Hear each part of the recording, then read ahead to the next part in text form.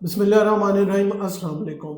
आजकल हम में से हर बंदा जो है वो आंतड़ियों के या पेट के मसाइल से दो चार है। इसका मतलब ये है कि उनको अपनी आंतड़ियों को या गट को रीसेट करने की ज़रूरत है। रीसेट का मतलब ये नहीं है कि इनको दोबारा बनाने की ज़रूरत है, बल्कि या फिर ये कोई सोशल मीडिया चैलेंज नहीं है, बल्कि ये एक structured scientific proven important healing process है जिसको हमने अपनाना है और ठीक करना है। खासकर पाकिस्तान में हर दूसरा बंदा जो है वो पेट की गैस, अफारा, कब्ज़ और दिमाग को गैस चढ़ने की शिकायत करता है। मैं डेली बेसिस पे ऐसे मरीज़ देखता हूँ जो कि ये आके कंप्लेन करते हैं कि जी उनको जो है कब्ज़ की शिकायत है, उनको पखाना ठीक से नहीं आता, उनको जो है हर वक़्त गैस जो है दिमाग को चढ़ती है और वो डिप्रेशन के मरीज़ बन जाते हैं और ये वो कबूल करने के लिए तैयार ही नहीं होते या मानने के लिए तैयार ही नहीं होते कि उनकी गट या आंतड़ियाँ जो हैं उसको रीसेट करने की ज़रूरत है या उनको ठीक करने की ज़रूरत है। हम डेली बेसिस पे ऐसे पेशेंट देखते हैं कि जो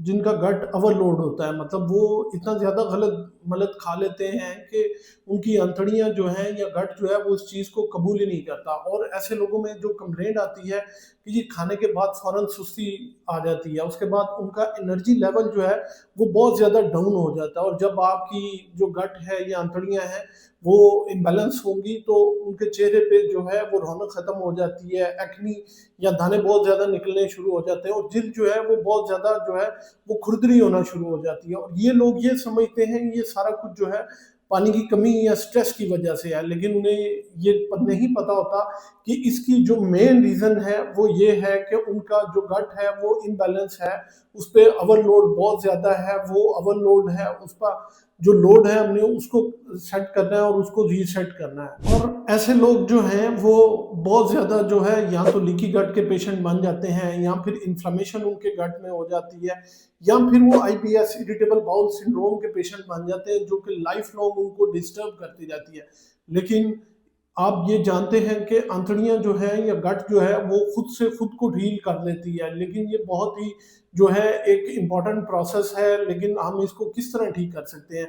आज की इस वीडियो में मैं आपको 7 दिन की वो रूटीन बताऊँगा जो कि आप अपने आंतड़ियों के साथ करके ना सिर्फ अपनी गट को क्लीन कर सकते हैं, बल्कि इसमें जो एंजाइम्स हैं या फिर जो अच्छे बैक्टीरिया हैं, उनको रीग्रो करवा सकते हैं। बेसिकली हमने गट को जो है वो रेस्ट देना होता है, ना कि उसको जो है भूखा प्यासा मारना है। और इसके साथ आपने जो आंतड़ियों के अंदर जो अच्छे जरासीम या बैक्टीरिया हैं उनको गो करवाना है। आंतड़ियों की झिल्ली जो है उसको, जिसको हम म्यूकस मेम्ब्रेन कहते हैं, उसको रीग्रो करवाना है ताकि वो खुराक को अच्छे से हजम कर सके। तो ये प्रोसेस क्या है, चलिए वो शुरू करते हैं। डे वन में आपने क्या करना है, डे वन में आपने जो है अपने वो ट्रिगर पहचानने हैं या वो चीज़ें पहचाननी है जो कि आपकी गट को इरिटेट करती हैं, यानी कि नुकसान पहुंचाती हैं, उनकी हरकत को कम करती हैं। अब वो या तो लैक्टोज इंटॉलरेंस हो सकता है, उसमें आपने दूध दही पनीर वगैरह को जो है वो छोड़ना है, या फिर आपको ग्लूटेन इनसेंसिटिविटी जो है, अगर आप गंदम की रोटी से आपको मसला हो रहा है तो आपने वो पनीर को छोड़ देना है। गंदम का जो भी है, बिस्किट है, उसमें व्हीट है, फ्लोर है, वो उसको चेंज करना है। इसके अलावा आपने डब्बे के जूस जो है उनको अवॉइड करना है, प्रोसेस फूड जो है उनको अवॉइड करना है, ज़्यादा शुगर जिनमें चीज़ें हैं और जंक फूड। ये वो सारी चीज़ें हैं जो कि आपकी गट की लाइनिंग को या म्यूकस मेम्ब्रेन को इरिटेट करती हैं और वहाँ पे सोजिश या इन्फ्लेमेशन बनाती हैं। तो हमारा पहले 2 दिन का काम ये है कि हमने अपने गट को जो है वो रेस्ट देनी है। अब रेस्ट जो है ये मैं आपको बताया है कि वो चीज़ें जो गट को इरिटेट करती हैं उनको अवॉइड करना है। इसके साथ-साथ आपने जो है वो सब्ज़ी का इस्तेमाल ज़्यादा बढ़ाना है और प्रोबायोटिक्स का इस्तेमाल बढ़ाना है। इसके साथ उबले हुए चावल आप इस्तेमाल कर सकते हैं। सैलड अपने खाने में लाज़मी इस्तेमाल करें। तो पहले दूसरे दिन आपने सिर्फ़ जो है वो रिकॉग्नाइज़ करना है या पहचानना है कि वो कौन-सी चीज़ें हैं जो आपकी गट को या अंतड़ियों को जो है वो डिस्टर्ब कर रही हैं। दूसरे से चौथे दिन आपने क्या करना है, जब आपकी गट जो है वो उसको आराम मिल जाए और आप समझें कि उसकी म्यूकस मेम्ब्रेन 2 दिनों के अंदर अच्छी होना शुरू हो गई है और अच्छे बैक्टीरिया बढ़ने शुरू हो गए हैं, तो आपने अपनी खुराक में फाइबर को ऐड करना है, उसकी हाइड्रेशन या पानी का इस्तेमाल ज़्यादा करना है और दूसरे नंबर पे जो आपने करना है वो प्रोबायोटिक्स का इस्तेमाल करना है। फाइबर जो है वो एक सुपर हीरो के तौर पे काम करता है। ये क्या करता है, ये हमारी गट लाइनिंग को हील करता है और हमारे अच्छे बैक्टीरिया को बढ़ाता है। अब फाइबर आप किन चीज़ों में ले सकते हैं? आप ओट इस्तेमाल कर सकते हैं, आप ग्रीन सब्जियाँ इस्तेमाल कर सकते हैं, सैलड इस्तेमाल कर सकते हैं। इसके साथ-साथ जो है वो फ्लैक्स सीड पाउडर जो है वो एक दिन छोड़ के आप इस्तेमाल कर सकते हैं। इसके अलावा अगर आप फाइबर ले रहे हैं और पानी नहीं पी रहे, तो ये बिल्कुल एक सीमट जैसा काम करेगा और कब्ज़ भी करवा सकता है। तो आपने क्या करना है, डेली का जो अपने पानी का इस्तेमाल है वो 3 से 4 लीटर आपने डेली इस्तेमाल करना है, ताकि फाइबर की मिकदार साथ पानी के साथ जो है वो आपकी जो आंतड़ियों की हरकत है वो वापस आ जाए। इसके साथ चिया सीड और बीट रूट जो है, वो चुकंदर जो है वो बहुत अच्छी जो है उनमें फाइबर होती है और वो बहुत अच्छा जो है कब्ज़ कुशा होते हैं। इसके अलावा आप जो है वो सुबह अर्ली मॉर्निंग जो है नींबू पानी या ज़ीरा पानी लाज़मी इस्तेमाल करें। अगर नारियल पानी एक दिन छोड़ के एक दिन पी लें तो उसमें इलेक्ट्रोलाइट बहुत अच्छे होते हैं, जिसकी वजह से आपके जो गट है वो रिपॉपुलेट हो जाती है बहुत अच्छे बैक्टीरिया के साथ। तीसरे स्टेप पे आपने क्या करना है, आपने अपनी गट को 2 दिनों में जो है वो क्लीन कर लिया, उसको स्मूथ कर लिया, उसकी हरकत को ठीक कर लिया। तो तीसरे स्टेप पे जो आपने छठे 7वें दिन करना है, वो करना है रिपॉपुलेट करना है अपनी गट को अच्छे बैक्टीरिया के साथ, मतलब उनमें अच्छे बैक्टीरिया की मिकदार को बढ़ाना है। उसको हम कैसे बढ़ा सकते हैं, वो है तब आपके काम करेंगे जो प्रोबायोटिक्स हैं। ये प्रोबायोटिक्स किसमें होते हैं, ये दही बहुत अच्छा सोर्स है घर का बना हुआ। इसके अलावा ज़ीरा जो है वो बहुत अच्छा सोर्स है। आपने जो बाहर के बने हुए प्रोबायोटिक्स हैं बाज़ारी, वो बिल्कुल इस्तेमाल नहीं करने, क्योंकि उनमें जो है वो प्रिजर्वेटिव्स की मिकदार जो है वो बहुत ज़्यादा होती है। कुछ कैप्सूल भी आते हैं प्रिजर्वेटिव जिनमें कुछ जरासीम जिनमें लैक्टोबैसिलस है, उनकी मिकदार काफ़ी ज़्यादा होती है। तो जब आप ये इस्तेमाल करें तो ये किसी मुस्तनद डॉक्टर के मशवरे के साथ इस्तेमाल करें, नहीं तो ना कि खुद से वो कैप्सूल करें इस्तेमाल करें। तो जब आप प्रोबायोटिक्स इस्तेमाल करेंगे तो आप अपनी जो गट है उसको जो है अच्छे जरासीम के साथ बहुत अच्छा जो है बढ़ा लेंगे। ये काम जो है ये छठे 7वें दिन का है। चौथा स्टेप जो है वो आपने क्या करना है, वो करना है fix your gut throughout the week, मतलब ये काम आपने सारा हफ्ते करते रहना है। अब सारे हफ्ते में आपने जो है वो अपनी एक रूटीन सेट करनी है। रूटीन आप कैसे सेट कर सकते हैं, आपने एक ही टाइम पे नाश्ता करना है, ये नहीं कि बेवक़्त नाश्ता करना है। दोपहर का खाना जो है वो एक ही वक़्त पे खाना है। आपने वॉशरूम इस्तेमाल करना है तो कोशिश करें अपना एक टाइम फ़िक्स करें और उसी टाइम पे जाएँ। अगर आप बेवक़्त खाएँगे तो आंतड़ियों जो हैं वो कन्फ्यूज़ हो जाएँगी, या गट हमारी जो है वो कन्फ्यूज़ हो जाएगी कि एकदम उस पे जो बोझ चला जाएगा वो ओवरलोड में चला जाएगा और उसे जो हरकत की आदत है एक टाइम की वो डिस्टर्ब हो जाएगी।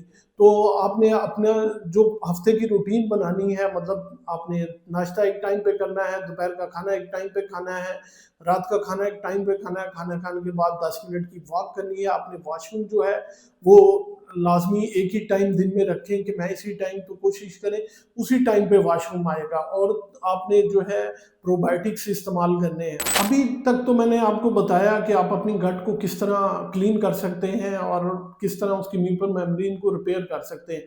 अभी मैं आपको 7 ऐसे असूल बताता हूँ कि जो आपकी लॉन्ग टर्म आदत में होना चाहिए, या फिर एक लंबे अरसे के लिए आप अपनी गट को या इंटेस्टाइन को या आंतड़ियों को किस तरह ठीक कर सकते हैं।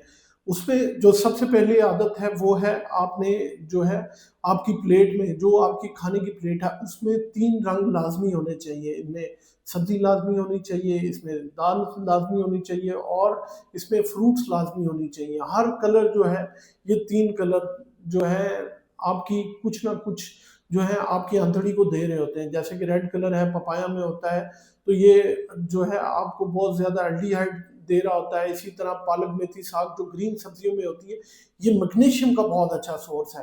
तो आपकी प्लेट जो है वो रेनबो कलर की होनी चाहिए, मतलब डिफरेंट उसमें चीज़ होनी चाहिए, ना कि ये कि आप एक ही तरह की जो है डेली रूटीन में एक ही गोश्त खा रहे हैं तो गोश्त ही खा रहे हैं। आप अगर सब्ज़ी खा रहे हैं तो सब्ज़ी ही खा रहे हैं। तो बेसिकली आपकी जो प्लेट है वो रेनबो कलर की या डिफरेंट कलर की होगी, तो डिफरेंट किस्म के न्यूट्रिशंस जो हैं वो आपको मिलेंगे। दूसरा असूल क्या है, हम में से बहुत से लोग हैं जो कि नाश्ता छोड़ जाते हैं इसलिए कि उन्होंने ऑफिस जल्दी जाना होता है, अपने बिजनेस पे जाना होता है, शॉप ओपन करनी होती है, और क्या करते हैं वो 10-11 बजे जाके वहाँ पे कोई स्नैक्स वगैरह ले लेते हैं, बिस्किट ले लेते हैं और चाय ले लेते हैं, या बहुत ज़्यादा जो है वो प्रोसेस फूड इस्तेमाल कर लेते हैं। तो आपने बेसिकली ये जो मॉर्निंग शॉक है जो कि आपकी अंतड़ी को मिलता है, उससे अपनी जो है गट को बचाना है। इसके लिए आप जो है पहले ही घंटे में जब आप सो के उठेंगे, उसमें नीम गर्म पानी थोड़ा-सा नींबू डाल के या फिर अदरक, दालचीनी का कहवा वो इस्तेमाल कर सकते हैं।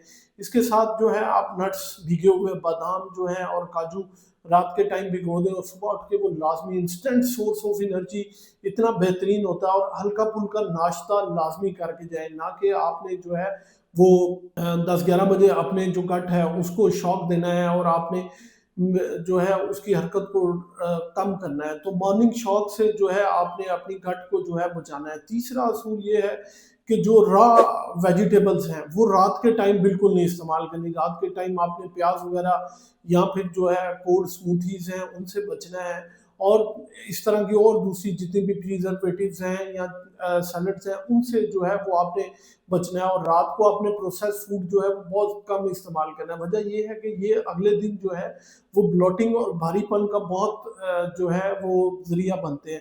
तो आप अगर डेली फ्रेश थोड़ा और रात के टाइम फ्रेश पकी हुई सब्ज़ी इस्तेमाल करें, तो अगले दिन जो है वो खुद को आप बहुत अच्छा जो है वो अपने पेट को नरम महसूस करेंगे और अपने आप को बहुत हेल्दी महसूस करेंगे। चौथा असूल ये है कि 90% जो लोग हैं वो आप क्या करते हैं, वो रात के टाइम रेस्टोरेंट्स या फिर स्ट्रीट फूड लेते हैं। तो आपने क्या करना है, आपने घर का खाना खाना है। इससे वजह से क्या होता है, बहुत ज़्यादा बाइट से खाने के बाद आपको बहुत ज़्यादा ब्लोटिंग हो रही होती है, इवन लोगों को सीने में जलन, तेज़ाबियत और ये बहुत ज़्यादा हो जाता है। तो आपने जो है वो ताज़ा पका हुआ घर का खाना जो है वो रात के टाइम खाना है, और खाने के बाद 10 मिनट वॉक लाज़मी करनी है। 5वां असूल क्या है? 5वां असूल ये है कि डू नॉट मिक्स वेज, जो फ्रूट्स हैं उनको खाने के साथ मिक्स ना करें। आप दही खा रहे हैं तो उसके बाद फ्रूट्स खा लें, आप दूध पी रहे हैं तो उसके बाद फ्रूट्स खा लें, या फिर आप चाय पी रहे हैं तो उसके बाद फ्रूट्स खा लें। तो ये बिल्कुल एक रॉन्ग जो है वो रूटीन है। वजह ये होती है कि इनमें अगर आप मीठा इस्तेमाल कर रहे होते हैं तो वो फर्मेंटेशन के साथ बहुत ज़्यादा जो है ब्लॉटिंग आपको होना शुरू हो जाएगी मीठे की। अगर आप फ्रूट्स में मीठा ले रहे हैं, उनके साथ मीठा भी ले रहे हैं, तो फ्रूट्स का भी एक टाइम होता है। खाने के 2 घंटे के बाद फ्रूट्स जो हैं वो लाज़मी इस्तेमाल करें।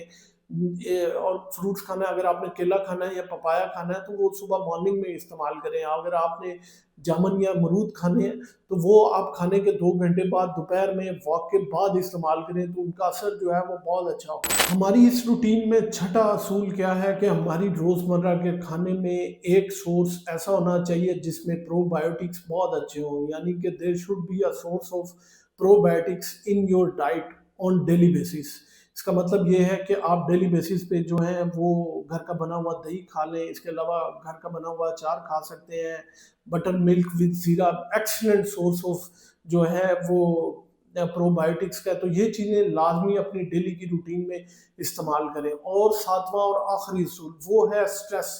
स्ट्रेस जो है उसमें बहुत सारे जो हमारे हार्मोन्स हैं वो बहुत ज़्यादा डिस्टर्ब हो जाते हैं, उसमें कॉर्टिसोल आ जाता है, उसमें एड्रेनालिन आ जाता है। हमारी जो सोच है या ब्रेन है वो गट ब्रेन एक्सिस के लिए आंतड़ियों के साथ जुड़ा हुआ है। तो जब आप बहुत ज़्यादा सोचते हैं, खाते वक्त मोबाइल इस्तेमाल करते हैं, तो आपका सेरोटोनिन का लेवल जो है वो ऑटोमेटिकली कम हो जाता है। सेरोटोनिन एक जो है वो खुशी का हार्मोन है, तो जब उसका लेवल कम होगा तो आप बहुत ज़्यादा उदास, परेशानी और डिप्रेशन में चले जाएंगे। तो जब आप डिप्रेशन में जाएंगे तो आपकी आंतड़ियों की हरकत जो है बहुत ज़्यादा स्लो हो जाएगी। वेगनस की जो सप्लाई है वो आपकी आंतड़ियों को बिल्कुल डंप कर देगी। आप हर वक्त उकताए हुए, पेट फूला हुआ थोड़ा सा खाना खाएंगे तो आपको ऐसा लगेगा जैसे गैस बहुत ज़्यादा दिमाग को चढ़ गई है, और आप बिल्कुल ऐसे बेहोश, नींद बेहोशी की हालत में और बहुत ज़्यादा सोचों में चले जाएंगे। तो अपने आप को इमोशनल स्ट्रेस से दूर करना है। तो नाज़रीन, आज की इस डिस्कशन में मैंने आपको पहली बात जो समझाई वो ये है कि आपने अपनी गट को रेस्ट देना है, उसको क्लीन करना है, और इसके अलावा अपने खाने की जो है रूटीन को बदलना है। आपने एक ही टाइम पे खाना है, अगर आप सुबह 6 से 7 खाना खा रहे हैं तो 6 से 7 ही खाएँ। अगर आप दोपहर को 1 से 2 खा रहे हैं तो 1 से 2 ही खाएँ और रात को अगर 7 से 8 खा रहे हैं तो 7 से 8 ही खाएँ और सोने से एटलीस्ट 2 घंटे पहले जो है वो हल्का-फुल्का खाना खाएँ। ताकि उसके बाद जो है आपने रोज़ा एक किस्म का ही रखा होता है 10-12 घंटे का, तो उसमें जो है बॉडी को रिपेयर करने का, आंतड़ियों को हरकत मिलने के चांसेस जो हैं वो बहुत ज़्यादा होते हैं। तो ये सारी वो चीज़ें हैं जो आपकी गट को 1 हफ्ते के अंदर-अंदर फिक्स कर देंगी और बिल्कुल एक नॉर्मल रूटीन में आ जाएँगी, जिससे आपकी जिल्द बहुत तरोताज़ा दिखेगी और आप डिप्रेशन से जो है वो बिल्कुल निकल आएँगे। उम्मीद है ये मालूमात आप लोगों के लिए बहुत फ़ायदेमंद साबित होगी। अपना और अपने प्यारों का बहुत सा ख़्याल रखिएगा, दुआ में याद रखिएगा।